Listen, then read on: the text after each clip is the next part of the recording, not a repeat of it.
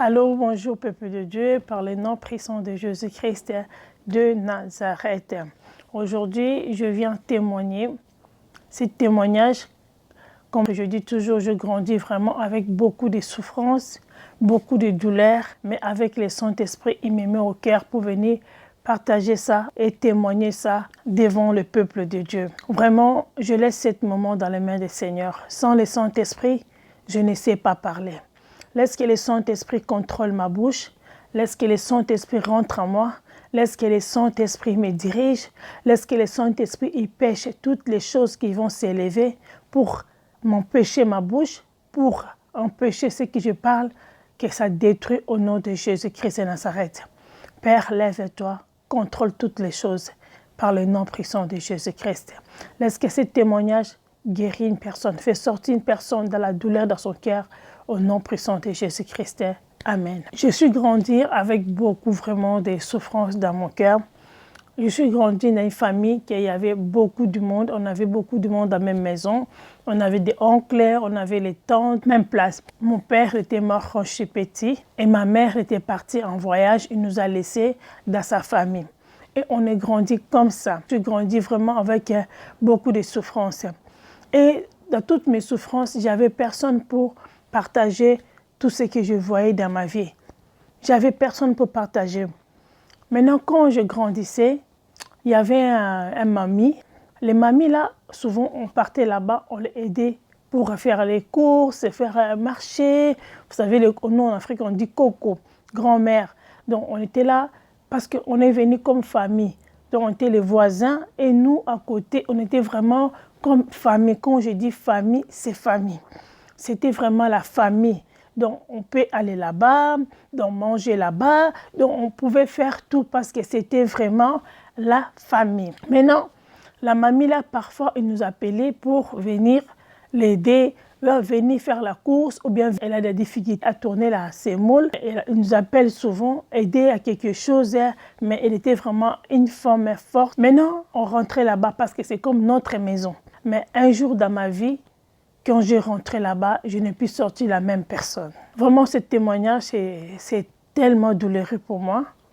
Mais avec le Saint-Esprit, je dis, Saint-Esprit, je vais parler. Je respecte ta voix et je vais parler devant ton peuple. Un jour, le grand-mère m'appelle, j'étais rentrée pour aider les semoules.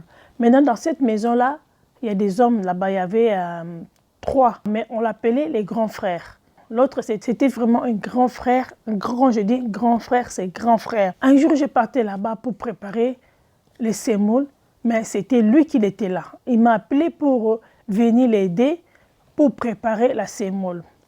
Maintenant, quand je rentrais là-bas pour préparer la semoule, on préparait la semoule, mais je n'ai pas compris. Après, il a dit, on va monter en haut. On va monter en haut, il va me montrer quelque chose, c'était comme ça. Maintenant, quand je montais en haut, après directement, je vis qu'il commence à me toucher. Il m'a dit, chut, ne parlez pas. J'étais aussi silence. Donc vraiment, ce témoignage, c'était vrai avec beaucoup de douleur. J'étais aussi vraiment silence. J'ai fermé ma bouche. Il commençait à me toucher. Et le jour-là, je perdis ma virginité. Merci Saint-Esprit, Seigneur. Je voyais comme si je saignais, j'étais mal. Il a forcé. Je lui ai dit, j'ai mal. Il forçait à faire avec moi les rapports sexuels. Il forçait. Je dis, j'ai mal. Mais il m'a dit, ne dis à personne. Le jour-là, tout était changé dans ma vie. Et je gardais ce secret. Je dis à personne. Je vraiment dis à personne. Et je suis descendue. On a descendu avec lui en bas et on a fait comme s'il n'y avait rien. Maintenant, il a tout caché pour que les grands-mères là ne voient pas qu'il m'a fait monter en haut. Maintenant, comme déjà, j'avais déjà des douleurs en moi-même déjà, sans papa, sans maman, et je grandissais avec une difficulté pas possible. Et moi-même, je commence à dire, je vais expliquer à qui? Il m'a dit, il ne faut pas parler. Je vais parler à qui? Et ça rentrait dans mon cœur, caché. Un jour encore, je rentre encore là-bas. Il voulait commencer encore à me toucher. À chaque fois, il me disait, chut, ne dis à personne. Il m'a amené encore en haut. Il commence à encore me toucher. J'ai dit, j'ai mal, j'ai mal, j'ai mal. Là, vraiment, je n'ai pas arrivé. J'ai dit, j'étais mal. Après là, c'était finir là. Je dis, je ne veux plus, je ne veux plus, je ne veux plus, je ne veux plus. Mais dans ma tête, je ne pensais pas que je perdis ma virginité. C'était là vraiment, je perdis ma virginité. C'est lui qui m'a fait perdre la virginité. C'était quelqu'un que j'appelais grand frère. C'était une voisine, on était comme une famille. Toute ma vie, je gardais ce secret dans mon cœur. Et je commence à calculer maintenant quand le Saint-Esprit, il me met au cœur pour venir témoigner. Et je commence à demander à Saint-Esprit, retourne vraiment bien mon mémoire en arrière pour voir à quel âge. Et je commence à voir, dans l'âge de 12 ans ou bien l'âge de 13 ans. C'est là où, dans le délage là, c'est là où j'ai perdu ma virginité. Le Saint-Esprit me met au cœur pour venir parler aux tous les enfants du monde entier, aux tous les parents du monde entier. Dans cette maison, j'ai vécu tellement les choses. Mais vraiment, le témoignage, ça va continuer selon le Saint-Esprit, comment il me dirige. Mais aujourd'hui, Saint-Esprit, il m'envoie ses mains pour venir vous dire comment j'ai perdu ma virginité. J'ai perdu ma virginité à quelqu'un que je disais grand frère. C'était comme la famille. Et quand je l'ai gardé, je ne comprends pas. J'ai fait un effort, j'ai tout oublié dans ma tête. Tout ce que je vous dis, Saint-Esprit, il commence à me montrer tout ce qui est passé. Et aujourd'hui, je suis devant vous parce que c'est le Saint-Esprit. Il m'envoie pour venir témoigner que la gloire retourne chez lui. Père, merci. Dieu me dit, parlez avec votre enfant. Il y a des parents qui ne parlent pas avec leurs enfants. Prenez le temps à parler avec votre enfant. Je suis grandi sans papa, sans maman. J'avais personne à parler.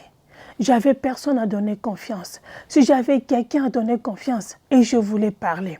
Mais comme j'avais personne, je suis grandi avec ça dans mon cœur. Quand le Saint-Esprit commence à me parler en arrière, je dis, je vais expliquer ça à mon mari. Quand je commence à expliquer à mon mari, je vis mon mari rempli de larmes. Mais je dis, non, Seigneur. Je dis, mon mari ne rend pas de larmes. Dieu voulait que je passe par toutes les choses ici, pour qu'aujourd'hui je sois une femme forte.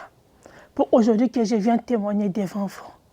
Il y a des familles, peut-être il y a des familles et des enfants qui passent dans cette situation, mais ils n'ont personne pour parler.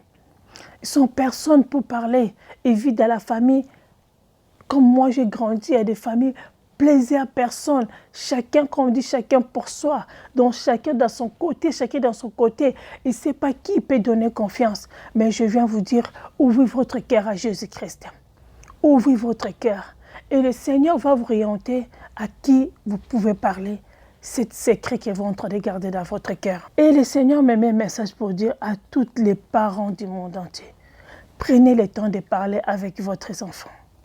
Ne laissez pas votre enfant rentrer dans toutes les maisons. Même si vous dites, ça c'est la famille, ça c'est la voisin, on a grandi ensemble, donnez confiance à Jésus-Christ. C'est lui qui est la seule solution. Et je vais dire aussi, dans les familles qui souffrent, il y a un frère à côté, il y a les familles à côté, vous donnez votre enfant pour aller aider. Vraiment, parlez avec votre enfant. Laissez que votre enfant confie à vous. Et le Seigneur me dit aussi, prenez le temps de prier pour votre enfant. Prenez les enfants ensemble. Priez pour votre enfant. Posez les enfants les questions. Vraiment, le Seigneur m'a souligné les mots, parlez avec votre enfant. Priez avec votre enfant. Je remercie le Seigneur pour ce témoignage. Je remercie le Seigneur pour la force qu'il m'a donnée. Je demande au Seigneur, je ne sais pas si je vais arriver à parler ça. Si les gens qui me connaissent écoutent ce témoignage, ils seront tellement bien étonnés. Je gardais ce secret. Je gardais ça vraiment gravé dans mon cœur. Mais avec Dieu, il n'y a pas de gravé dans le cœur. Avec Dieu, on va se libérer. Avec Dieu, notre cœur, ils vont se libérer. Je remercie le Seigneur et je vais prier pour tous les enfants. Tu as des choses que tu gardes dans ton cœur à cause des viols que tu as vécus.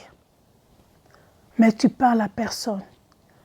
Tu as tes parents à côté, tu as ta maman à côté, mais tu n'arrives pas à parler tellement c'est douloureux, tu as gardé ça dans ton cœur. Mais je viens vous dire dans cette vidéo, Dieu m'envoie pour venir vous dire, libérez votre cœur. Parlez, libérez. Quand vous êtes libérés et vous êtes sauvés dans votre vie. Et le Seigneur vous bénira au nom de Jésus-Christ. Je prie pour vous, à travers ce témoignage, que chacun de vous, il trouve la main de Dieu. Il y a des personnes qui ont des douleurs dans son cœur, qu'il a gardé, que comment on l'a violé, comment on l'a fait du mal, mais il a gardé ça dans son cœur. Je viens vous dire, parlez.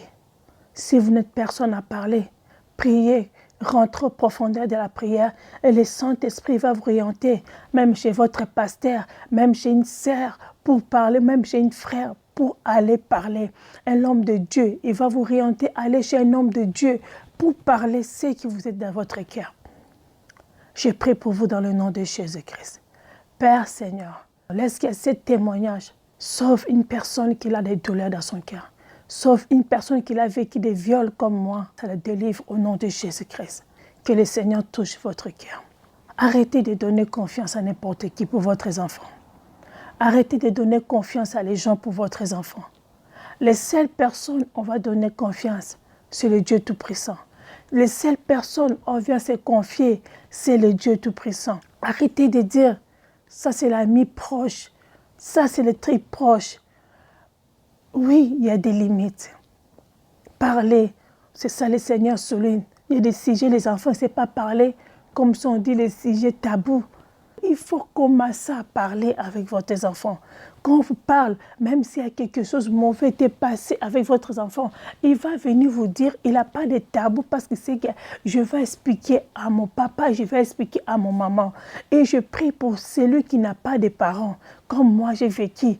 Sans maman, sans papa, je ne savais pas qui a parlé, j'avais personne à donner confiance. Mes sœurs, c'était toujours les discussions. J'avais personne dans ma vie pour à confier. Alléluia. Mais aujourd'hui, j'ai compris. J'avais quelqu'un qui s'appelle le roi.